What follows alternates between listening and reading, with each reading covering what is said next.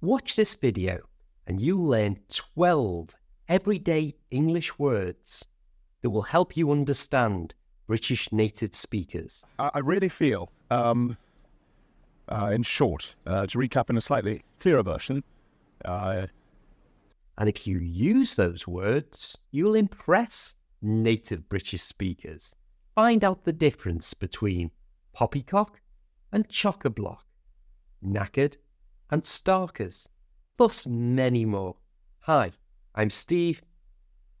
Let's do this. First, let's start with this important word, dosh. To pronounce it correctly, make sure you put a good "oh" sound right in the middle. Dosh. You try. In the UK, this is used all the time to take the place of the word money. Try it in this sentence. I can't go shopping because I've got no dosh. Next is gormless. To say this correctly, don't pronounce the R at all.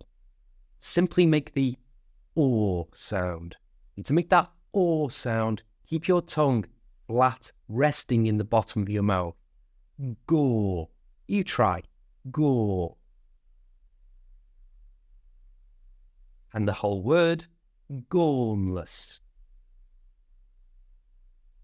Now, gormless is used to describe someone who doesn't understand what's going on at that particular time. They're not stupid, they just don't understand that particular thing. For example, I'm gormless when it comes to computers. Try it in this sentence. She looked gormless when her boss asked her a difficult question.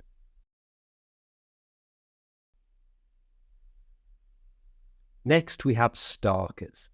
Now, to say this correctly, the AR is pronounced as R. That's the tongue flat.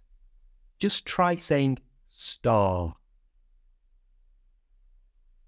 Star. And the ER at the end is pronounced with a schwa sound. That's that little sound. It's made again by keeping your tongue resting in the bottom of your mouth, just making a little sound. So it's us at the end. Altogether, starkers. Starkers. You try. Starkers. Now, starkers means to have no clothes on, to be completely naked. Try it in this sentence. My swimsuit fell off in the swimming pool and I was completely starkers.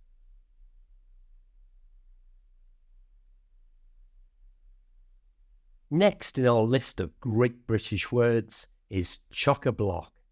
And to say this one correctly, split it into two, chock and block. And join them together with that little schwa sound, the little sound. So it's chock, block. Chockablock. You try.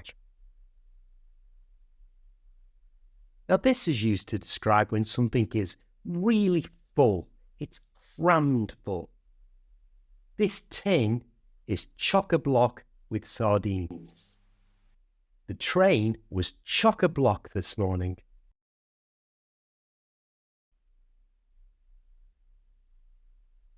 Now we have my dad's favourite word, poppycock. British people use this when they don't believe what they're being told is actually true or correct. You often hear British people say, politicians talk a lot of poppycock.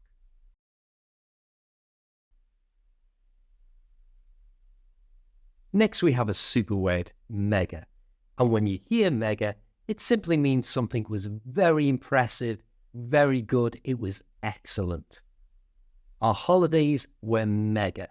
The movie was mega. It would be mega if you left a comment on this video just saying mega. You'll definitely sound British if you use the next word. It's knackered. Notice how I pronounced the ending of this word. It was just ud.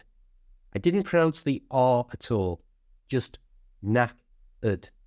If you struggle with the R sound in English, just check out the lesson on this channel, which makes dealing with the letter R so easy.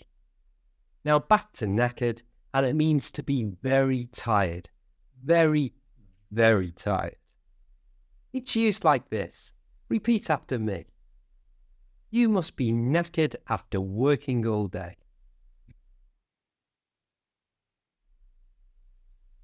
A nice easy word next. Kip.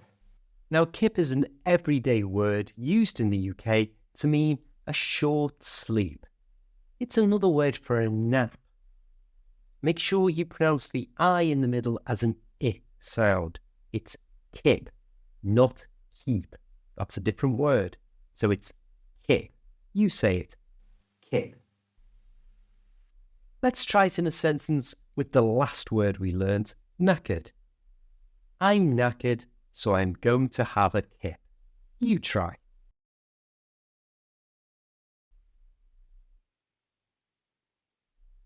Now let's check out another everyday British word, quid. To say this correctly, pretend that it's spelled KW at the beginning. Qu. So it's quid. Push your lips out to get that sound. Quid. You try. Quid. Now, quid is an alternative word for the British pound, and it's used all the time. This is a British £5 note, but everyone calls it 5 quid. You try. 5 quid. I'm getting hungry now because the next word is scrummy. And to say this word correctly, we do pronounce the R.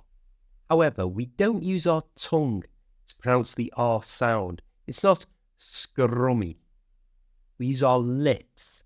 So push your lips forward and it's scrummy. Scrummy.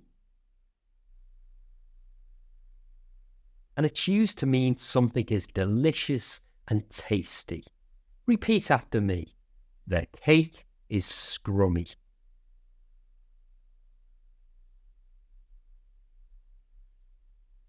Next we have skive, which is often followed by the word off. Skive off. And skive is a word that's used to describe avoiding responsibilities or work of any kind. If someone is accused of skiving off, it means they're not doing something that they should be doing. Try this sentence. Every Friday, my boss skives off early.